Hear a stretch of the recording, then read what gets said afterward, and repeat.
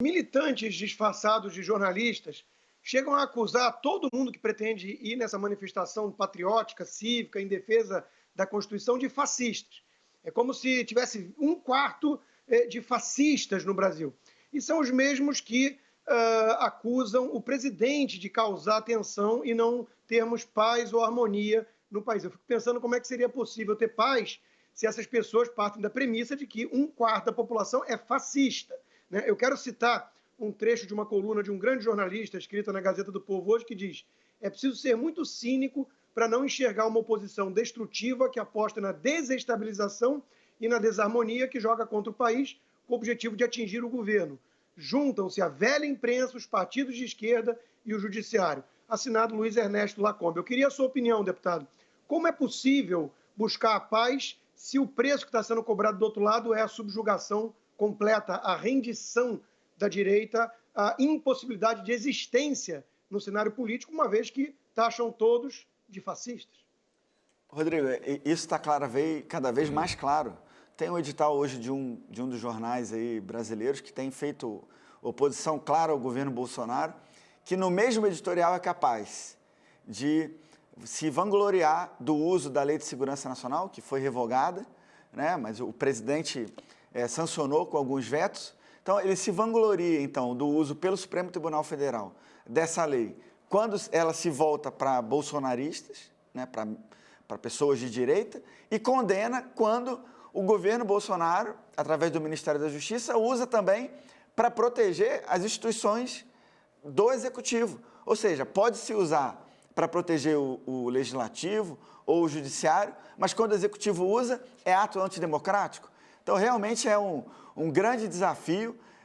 A gente não pode se calar. Todas as instituições e todos os homens e mulheres públicos têm que estar, sim, dispostos a receber críticas, particularmente as decisões.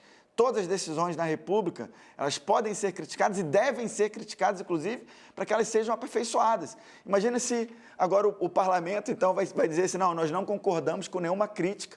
Quem é a figura pública mais criticada diariamente no país? Eu leio todos os dias, eu recebo da Presidência da República uma resenha de 30 páginas, mais ou menos, com um resumo dos principais jornais brasileiros. E eu leio todos os dias, desde que tomei posse como deputado federal. E se eu fizesse uma estatística assim, ou olhasse para trás assim, ainda que não fosse uma estatística precisa, mas a impressão que eu tenho é que todos os dias é um verdadeiro massacre. Não importa se o presidente aprovou no Congresso Nacional o auxílio emergencial de R$600, custou mais de 320 bilhões de reais, amparou mais de 67 milhões de brasileiros no auge da crise, um governo austero, um governo que aprovou uma reforma da Previdência que vai economizar mais de R$1 trilhão.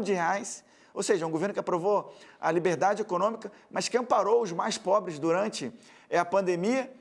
E os editoriais, as matérias são não, mas foi aprovado sem articulação do governo, foi aprovado a despeito do presidente da República, quando na verdade iniciou com o presidente e lógico termina com ele quando ele sanciona, quando ele paga, quando ele mobiliza a máquina pública toda para poder viabilizar o pagamento.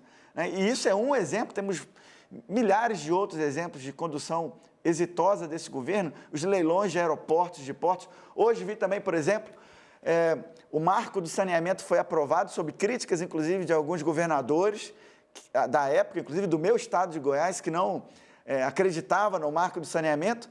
E agora e foi uma iniciativa do governo Bolsonaro, a articulação era líder do governo na época, e agora a gente vê o sucesso dos leilões. Tivemos lá em Alagoas, Maceió e mais algumas cidades, teve um ágio, foi multiplicado aí aquilo que se imaginava da outorga, né? O governo imaginava poucos milhões de reais, foram 2,6 bilhões de reais, 13.000% de ágio. Agora foi feito também, eu li a notícia hoje, mais um leilão conduzido agora no Amapá, 1.700% de ágio. Foi feito da SEDAI mais de 100% de ágio. Então, assim, o governo Bolsonaro tem feito tudo, tanto na pandemia, quanto no que diz respeito ao desenvolvimento do país como um todo, mas a imprensa e a oposição, uma parte da imprensa e a oposição, infelizmente, querem se manter nesse ataque constante ao governo, querendo sempre o pior ainda, e não oferecendo alternativas, né? Não criando não dando sugestões para que a gente aperfeiçoe as ações que já são feitas.